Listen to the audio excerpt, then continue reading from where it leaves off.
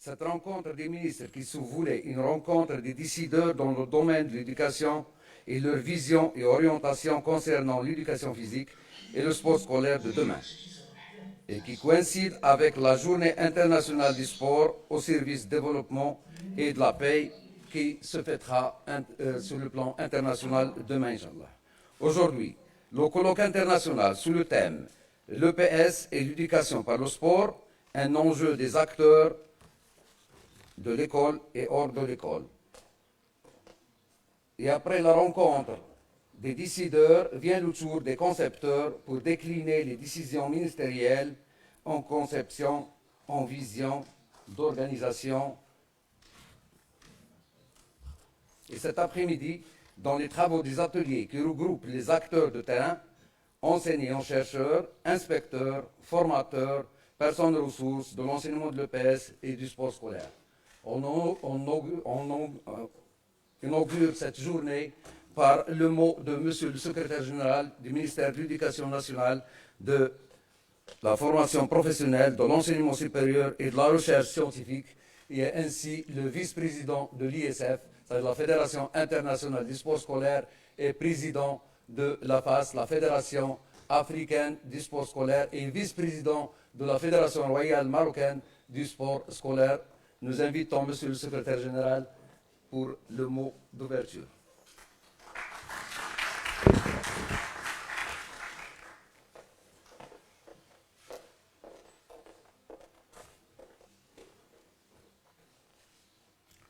بسم الله الرحمن الرحيم والصلاة والسلام على أشرف المرسلين حضرات السيدات والسادة صباح الخير. Monsieur le Président de la Fédération internationale du sport scolaire, Monsieur le Président de l'Association Tibu Maroc, Mesdames et Messieurs les membres de la Fédération africaine du sport scolaire, Mesdames et Messieurs les représentants des différentes institutions internationales, continentales et africaines, honorable assistance.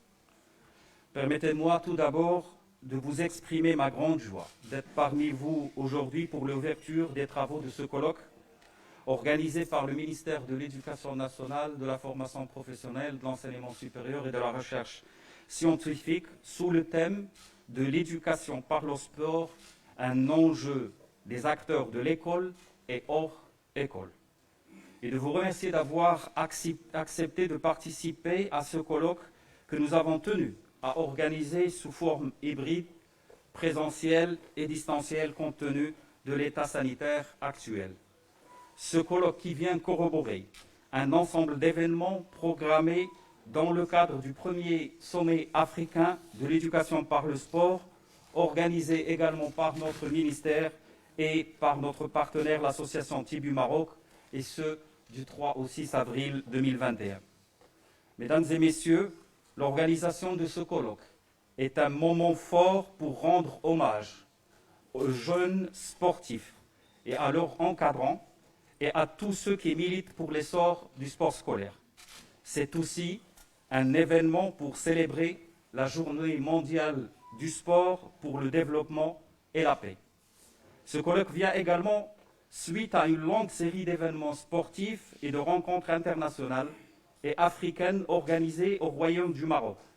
Et avec le soutien de la Fédération internationale du sport scolaire, l'ISF, notre objectif étant de contribuer activement à la promotion du sport scolaire au Maroc, en Afrique et dans le monde, et d'en faire un des leviers de développement humain conformément aux orientations stratégiques de Sa Majesté le Roi Mohammed VI, que Dieu l'assiste.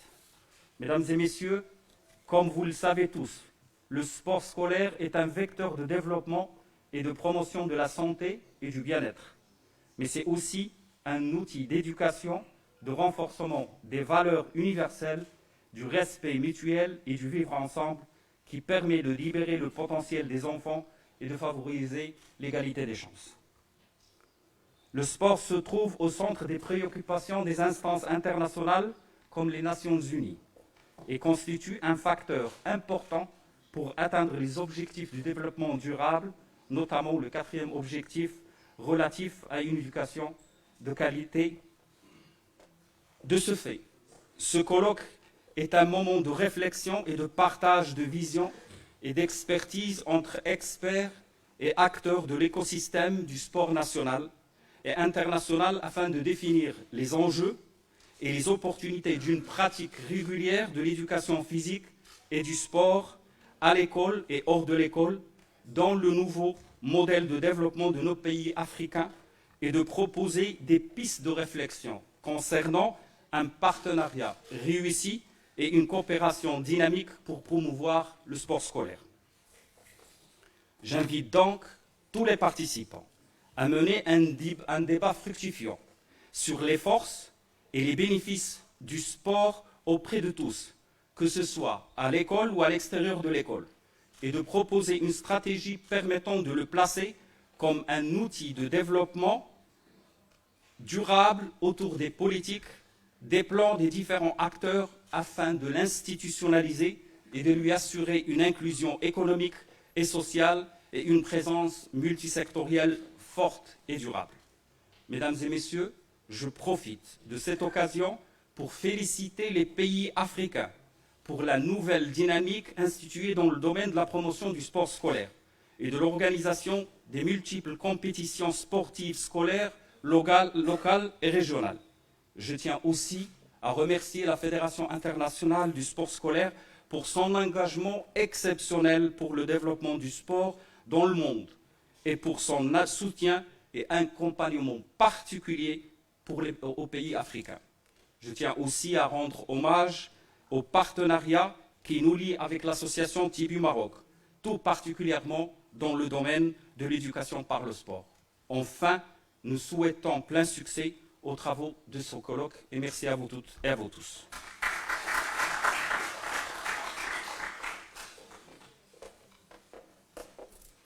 Merci, Monsieur le Secrétaire général.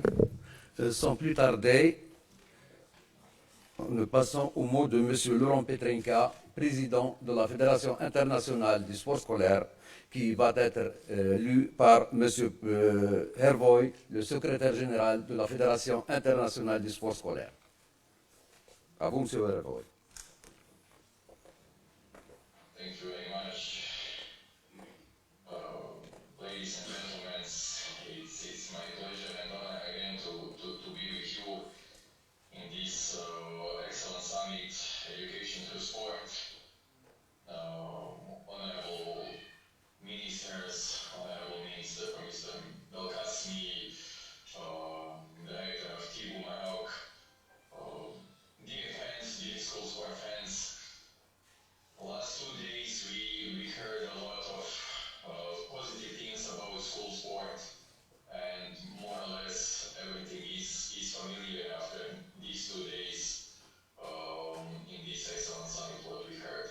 What I want maybe to underline here is a little bit the role of physical education teachers and physical education lessons. Physical education teachers, they're really the basis of the school sport. They are working with the youth, they're working with the students inside the schools. The role of physical education teachers is extremely important. Most of the children's, the first contact with the sport, they have it in the schools. They have it with the help and through the work of physical education teachers during the physical education lessons. That's why the role of physical education teachers is extremely important. We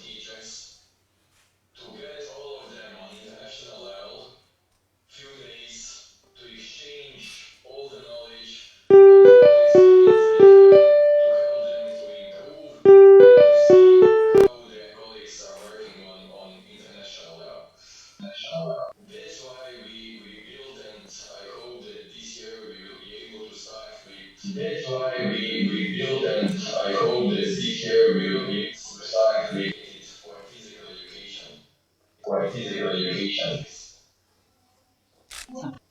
have 5 days of events, and they will have enough time to play sport, to practice sport, but top of that, to get some new knowledges and to learn some new things.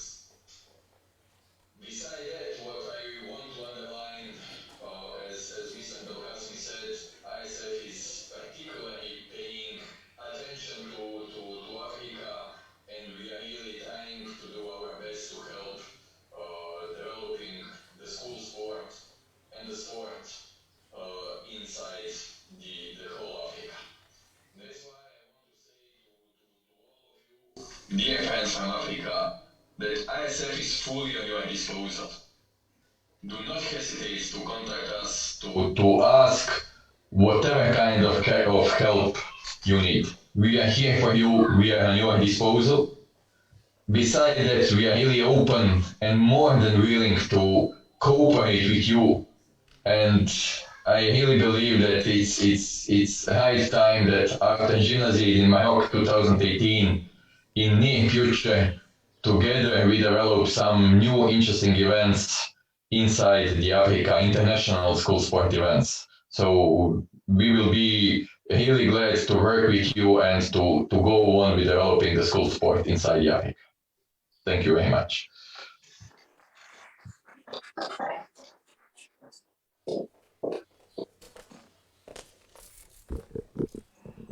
Donc, comme vous le savez, le sommet est organisé en partenariat avec l'association TIBU. Nous invitons M. Mohamed Zaria, président de TIBU Maroc, à avancer son mot.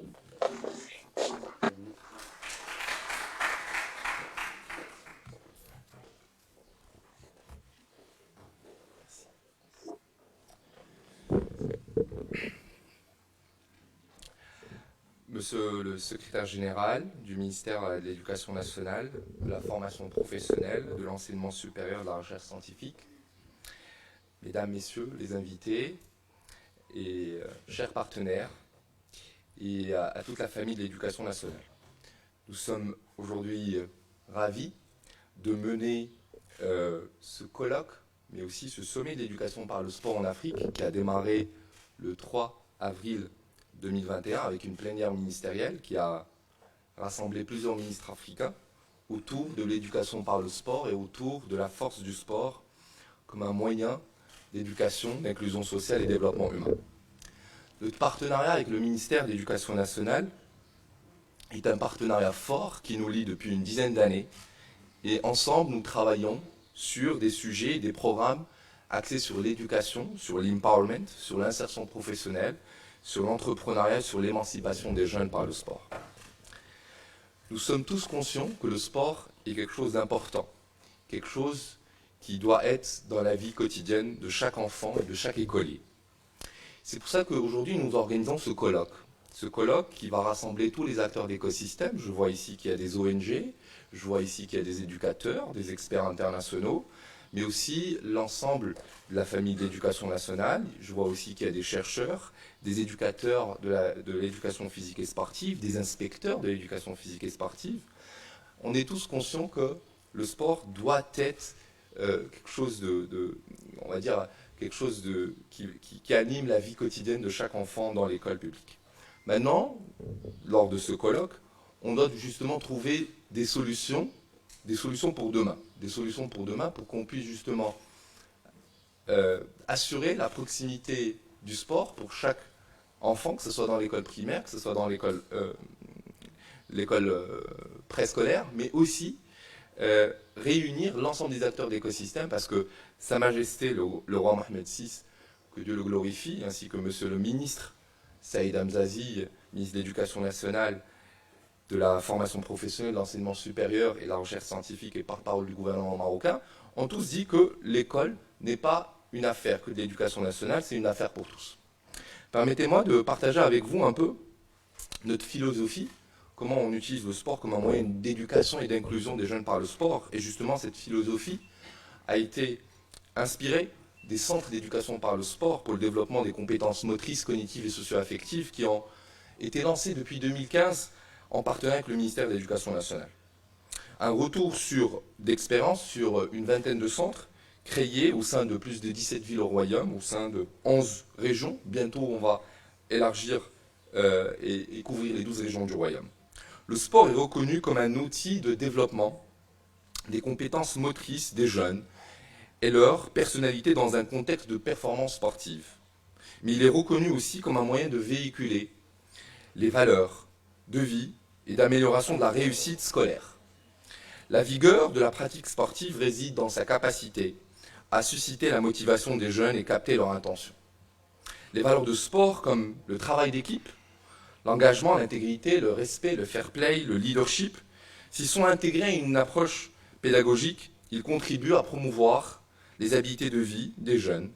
L'école devient alors le milieu le plus approprié pour cheminer l'usage du sport vers des fins éducatives.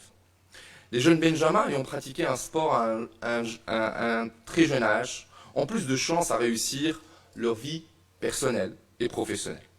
Les adolescents qui font membres d'équipes sportives risquent moins de consommer des drogues ou se présenter à des idées suicidaires, ce qui réduit significativement les comportements de délinquance. Les bienfaits de la pratique sportive ne peuvent que contribuer à l'amélioration de la performance scolaire, la confiance en soi et le bien-être que procure le sport aux jeunes exciterait en eux les habiletés intellectuelles. En effet, les jeunes qui pratiquent le sport expriment un meilleur comportement et développent un fort esprit d'appartenance à l'école. L'ensemble de ces facteurs affecte positivement l'acquisition des capacités scolaires des jeunes. Le travail sur l'éducation physique et sportive et des apprenants vise à améliorer leur engagement moteur, leur esprit de leadership et prise d'initiative et accroître leur sentiment d'estime de soi. Le sport peut être utilisé comme un moyen d'éducation dans le cas où ces activités sont canalisées vers la transmission des valeurs de vie. Il est important pour l'école d'aujourd'hui d'exploiter la force éducative du sport pour faire face à des problématiques sociales délicates. Cette initiative de Tibu avec le ministère de l'Éducation nationale permet d'enrichir les politiques publiques en matière de la potentialisation de la jeunesse. Ce que j'ai partagé avec vous, c'est un retour d'expérience des centres d'éducation par le sport que nous créons aujourd'hui dans les écoles primaires depuis 2015. Et aujourd'hui, on est en nombre de 24. On va passer à 63 d'ici 2023. Et main dans la main avec le ministère de l'Éducation nationale, notamment avec les AREF, que je remercie, les académies régionales d'éducation et de la formation, ainsi que les directions provinciales, ainsi que les inspecteurs de l'éducation physique et sportive, nous travaillons à comment on peut créer une dynamique dans les écoles publiques en sélectionnant des enfants, filles et garçons, la plupart des enfants qui sont dans la précarité, la plupart des enfants qui ont des problématiques scolaires, et qu'à travers le sport, nous essayons de libérer leur potentiel et on leur propose un programme tout simple, 3 fois par semaine, où ils viennent pratiquer le sport. Ça peut être des fois le basketball, des fois le football, des fois ça peut être un autre sport comme le fitness, les arts martiaux, mais aussi ils interagissent sur des workshops axés sur les langues, axés aussi sur le leadership, axés sur le STEM. Ce modèle des centres Tibu pour l'éducation par le sport et pour le développement des compétences motrices, cognitives et socio-affectives, main dans la main avec le ministère de l'Éducation nationale, a montré comment les jeunes peuvent d'abord développer leur réussite éducative. 88% de nos jeunes aujourd'hui qui sont dans les écoles primaires ont augmenté leur note scolaire. Ils sont passés de 5 de moyenne à 7, 8, 9 de moyenne, avec 0 abandon scolaire. Ça veut dire que si, justement, nous donnons la possibilité à des jeunes qui soient dans un environnement qui est d'abord positif, avec des enseignants, avec des éducateurs, où justement ils cherchent à libérer le potentiel des jeunes, ben, tout le monde sera gagnant. Les parents aussi seront satisfaits. Ils vont encourager encore plus leurs enfants à aller à l'école, parce qu'encore une fois, l'affaire de l'éducation nationale est l'affaire de tous. Aujourd'hui, ce colloque, on l'organise et on s'inspire justement des politiques internationales, notamment des travaux qui se font par la Fédération internationale du sport scolaire, ainsi que la démarche et la vision stratégique 2015-2030 du ministère de l'Éducation nationale, de la formation professionnelle, l'enseignement supérieur, la recherche scientifique, pour inspirer justement les acteurs, les ONG locales, pour qu'elles puissent aussi lancer des programmes à fort impact dans l'école. Il y a plus de 4 millions d'enfants à l'école primaire. Le Maroc, à travers le leadership de Sa Majesté et à travers aussi, on a 2 chefs de file, notamment le ministère de l'Éducation nationale ainsi que le ministère de l'Intérieur, il y aura l'élargissement du préscolaire à l'horizon 2028 dans toutes les régions du royaume. Et donc on aura beaucoup d'enfants qui vont justement avoir accès à l'école et ils doivent aussi avoir accès à une activité sportive quotidienne. Juste pour rendre hommage aux personnes qui travaillent justement avec ces enfants, justement ce sont les professeurs d'éducation physique et sportive.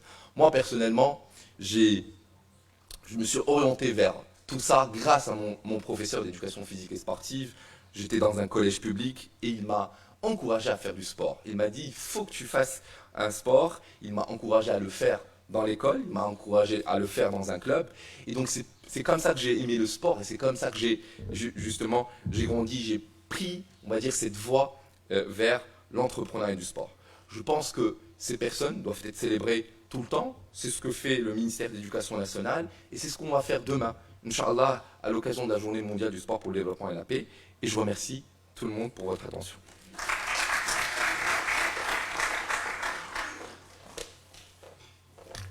Merci Mohamed Amin Dariat, président TIBU Maroc.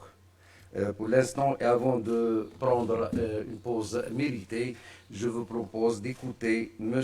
Mamadou Souleymane Kone, qui est le président de l'ISF Zone Afrique.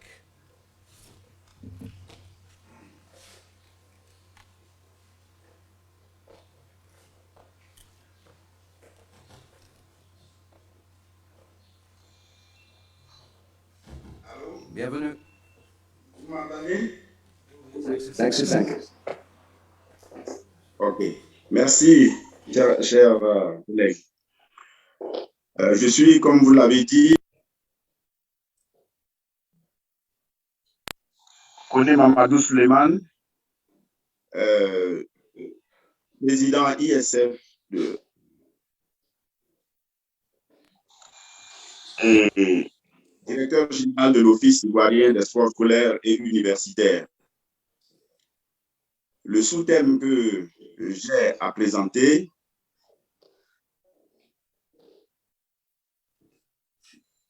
quel rôle pour les organismes publics sportifs dans le développement de la jeunesse africaine. Et avant tout propos, permettez-moi de remercier le Royaume et Sa Majesté le Roi du Maroc et tous les démembrements associés à l'organisation de ce sommet premier du genre qui offre une opportunité d'échange en vue d'améliorer les perspectives de développement de la jeunesse par le sport. Merci au ministre marocain de l'Éducation nationale, de la formation professionnelle, de l'enseignement supérieur et de la recherche scientifique. Merci au président fondateur de l'ONG TIBU Maroc. Merci au président de la Fédération africaine du sport scolaire, par ailleurs vice-président de la Fédération internationale du sport scolaire. Merci aux organisateurs de ce sommet d'avoir coopté ma modeste personne pour intervenir à cette importante tribune. Je voudrais profiter de cette tribune pour saluer et féliciter le président de la Fédération internationale du sport scolaire, M. Laurent Petrenka, et les membres de son équipe pour l'énorme travail de développement que cette institution et pour la place qui est faite à l'Afrique. La sous-thématique que j'ai le devoir de vous présenter est quel rôle, je le répète, pour les organismes publics sportifs dans le développement de la jeunesse africaine. Alors, je vais procéder par un essai d'identification. Ainsi exprimé, l'approche nécessite, à mon avis, d'identifier ce qu'on pourrait retenir comme étant organisme public sportif. Il ne s'agit pas ici pour moi de livrer un discours académique sur les organismes publics, ni de présenter les vertus éducatives du sport et de l'éducation physique. Il ne s'agit non plus pas pour moi d'un traité de démarcation des organismes publics d'avec les organismes privés. pour optimiser le temps qui m'est imparti, il s'agira pour moi, homme de terrain avant tout, de procéder à un essai de présentation opérationnelle des organismes sportifs publics pour déboucher sur leur rôle respectif au regard des enjeux de développement de la jeunesse. L'organisme public, pour le sens commun, est considéré comme une structure destinée à satisfaire les besoins sociaux. Autrement dit, est considéré comme organisme public toute structure dont la finalité est la satisfaction des besoins sociaux et la garantie de l'intérêt général. Ainsi, on doit entendre par organisme public l'ensemble des structures que met en œuvre un État, un groupe d'États ou l'ensemble des États pour la conception et la mise en œuvre de politiques et de stratégies de développement, de promotion humaine et de protection civile.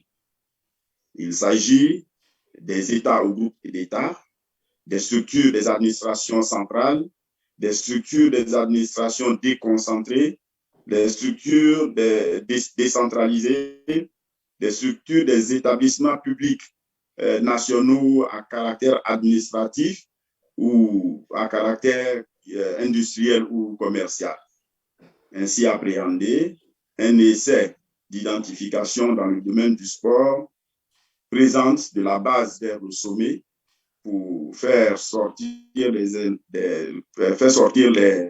entités suivantes. Au niveau local, il s'agira des directions et services départementaux des sports, ou du côté de la décentralisation, des directions et services municipaux des sports. Au niveau régional, il s'agira de services et de directions régionales des ministères des sports, des ministères du secteur éducation, formation, chargés de l'éducation nationale, de l'enseignement technique et professionnel, de l'enseignement supérieur, de la recherche scientifique, du service civique sans hiérarchisation. Il s'agit aussi des services et des directions de promotion humaine des conseils régionaux. Au niveau national, ce sont les gouvernements, les ministères chargés des sports, les ministères chargés du secteur éducation, formation, le ministère chargé de la promotion de la jeunesse, le ministère chargé de l'enseignement professionnel, le ministère chargé du service civique et les établissements publics nationaux. Au niveau sous-régional continental, il s'agira des organisations inter-États d'une région ou d'un continent. En ce qui concerne, par exemple, une des parties de l'Afrique où je suis, il s'agit de la conférence des ministres des sports de l'UEMOA, par exemple. Au niveau continental, c'est l'Union africaine, comme ailleurs, il y a l'Union européenne, et au niveau international, c'est l'ONU qu'il s'agit. Donc, je vais essayer de présenter la panoplie générale d'un organigramme global des organismes sans classification. On trouvera donc au niveau international les institutions publiques ou les institutions gouvernementales pour le sport. Ça sera l'UNESCO, la Confédération et toutes les organisations similaires, l'UNICEF également. Et le pendant dans les autres institutions olympiques qui ne concernent pas, mais il faudrait le situer par rapport à ça. Le thème, c'est le Comité olympique international et en face, au niveau des institutions fédérales, les fédérations internationales dans les différentes disciplines. Au niveau continental, vous avez la même chose, il y a une correspondance qui balaie depuis les organisations gouvernementales, les institutions olympiques et les institutions fédérales. La situation ne m'a pas permis de projeter. Il est dans un tableau qui sera communiqué aux organisateurs dès que possible. Et au fur et à mesure qu'on dit ça, on se retrouve dans tout ce que j'ai cité tout à l'heure. Le même organigramme, si on retire ça du l'organigramme d'ensemble, on va retomber sur les pieds comme je l'ai présenté tantôt. Alors, à partir de la présentation de ces structures, on peut valablement se poser la question, quel rôle pour ces organismes publics sportifs pour le développement de la jeunesse africaine? Donc, c'était cette d'identification étant. On pourrait déjà, de façon opérationnelle, retenir avec la Configès que le rôle des États et par la suite des démembrements décentralisés ou déconcentrés qui sont ces organismes doivent pouvoir proposer une vision générale des rapports de société avec la réalité sportive et la jeunesse et définir l'environnement idéal dans lequel elle pourrait à terme évoluer. C'est d'orienter l'action étatique d'une manière compatible avec cette vision qui est définie.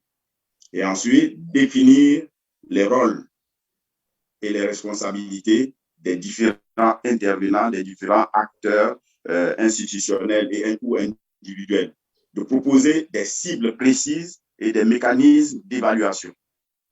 D'assumer la coordination de réflexion et d'élaboration de la politique en associant tous les acteurs publics et même privés, même si c'est des organisations, des organismes publics, de manière à ce que tous puissent aisément s'approprier et mettre en pratique ces orientations dans le cadre de leurs responsabilités respectives. De développer un processus de déconcentration et de décentralisation technique et politique, d'engager des procédures de concertation locale, etc. Alors, je voudrais ici emprunter à Jules Klein, c'était à Rabat en 2018, qui dit que la situation se résume dans un paradoxal, la situation actuelle. Et donc, il va motiver la participation des organismes et orienter la participation actuelle des organismes sportifs publics. Il dit ceci, plus les besoins des populations augmentent, besoin d'accès au sport, le vieillissement, la sédentarité, le surpoids, le style de vie, l'intégration sociale, l'égalité du genre, etc. Plus ces problèmes vont se poser avec acuité et plus l'offre publique d'activité physique qui devrait résoudre ces problèmes-là diminue. Il y a un désengagement des États, donc par le corollaire qu'il y a de ces démembrements décentralisés ou déconcentrés, baisse des horaires d'éducation physique, baisse des budgets, baisse de l'investissement dans les infrastructures sportives, la qualité de la formation des cadres dans beaucoup d'endroits et les difficultés que les collectivités locales ont de s'approprier le concept de pratique sportive.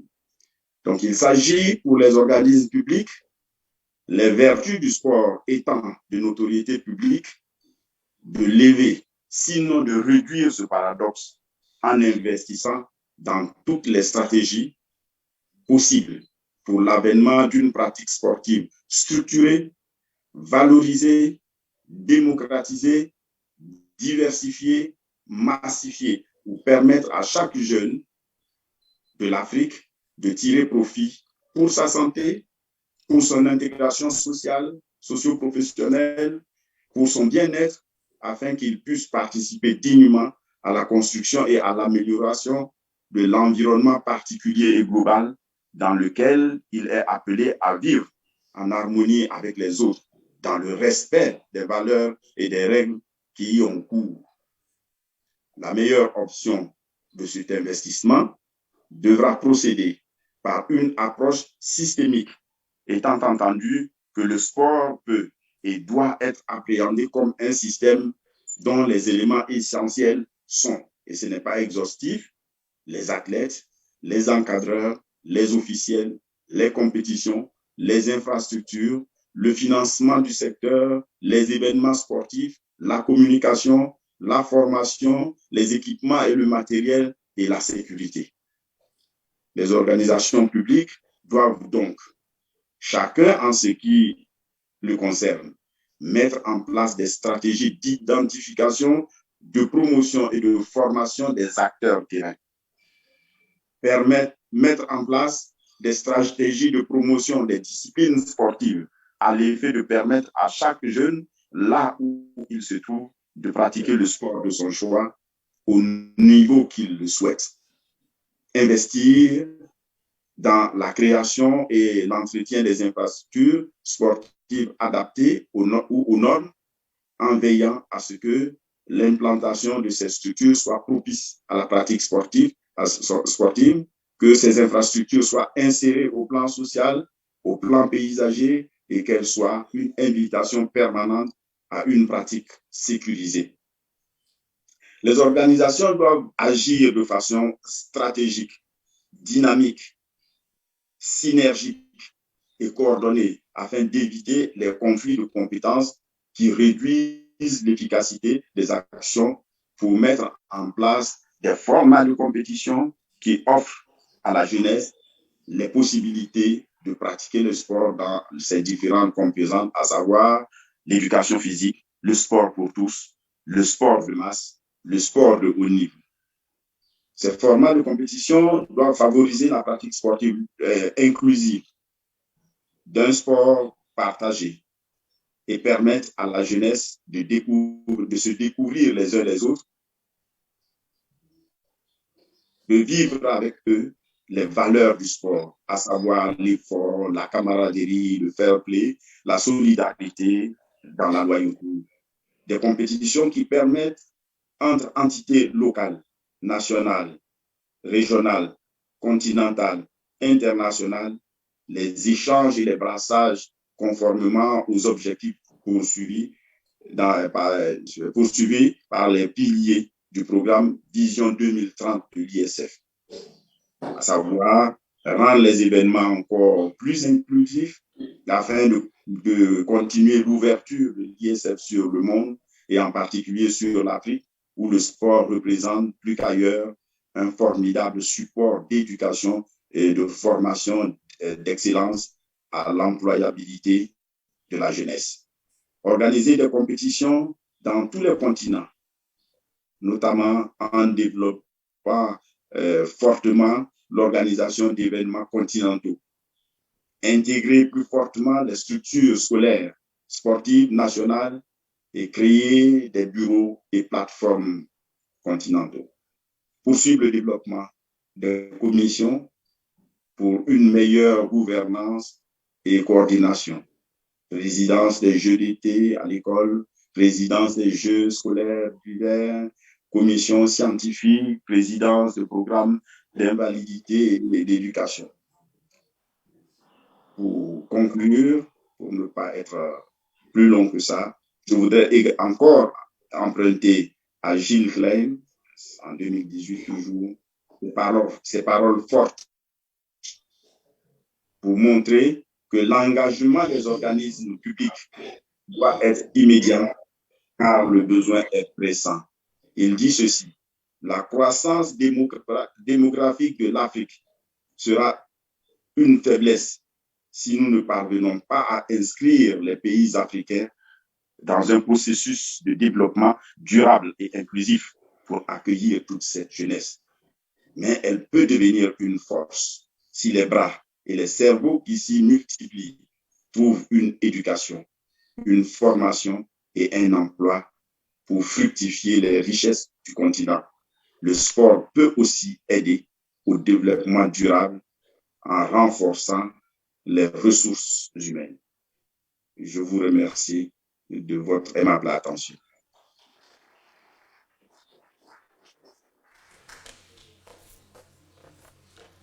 Merci, Monsieur Mamadou Souleymane, président de l'ISF Africa et en même temps le PDG WASU.